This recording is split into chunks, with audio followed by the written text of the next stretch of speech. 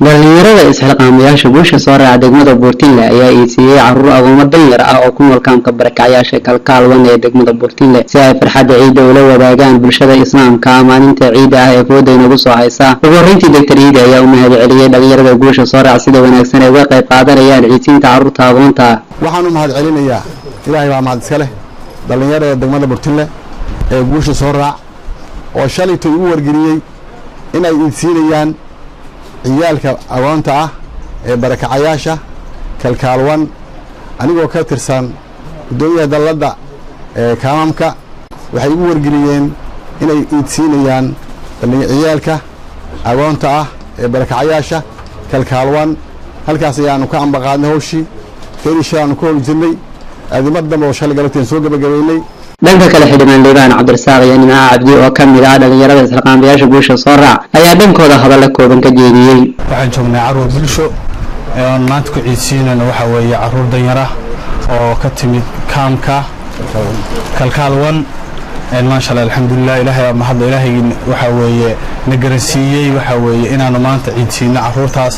وحوي فضل رمضان كنا وفائدة سنة وحوي فرحة عيد لفتر كذا إن أنا وحوي عروتة عيدنا وعيدتك لقاطان فرحة وحوي دماشات عيد لقاطان إلهي نجرسيي ما شاء الله دعوة بلشان شغنا وحوي أنا نير عروتك عيدنا مركب كواد إلهي سبحانه وتعالى بعم هذا السكلة marka xigta noo suurtageliyay in aanu caruur danyar ah oo ka mid ah caruurta degmada Buurtinle qaybtood aan farxadda maalinta ciida la wadaagno taas ay sawaaridkood awoodi karin ama aysan ka farxin karin anaga ka dhalinyar ahaan guusha soo raac aan isku xilqaanay bal inaanu ka farxino caruurta qaybtood maadaama aan wada gaari karin inaanu qaybtood farxadda maalinta ciida la wadaagno. sidoo kale qaar ka mid ah waalidiinta caruurtooda maanta la iibsiyay ayaa u mahadceliyay oo duceeyay dhalinyarada guusha soo raac. dhalinyarada guusha soo raacay Buurtinle oo ku faraxsan ciyaalka agoonta noo iibsiyay jariix sanad Allah idinka siiyo. dhalinyarada guusha soo raacay Buurtinle garab iyo guulba Allah inay siiyo dambigiina iyo dambigii waalidkiinba Allah dhaafo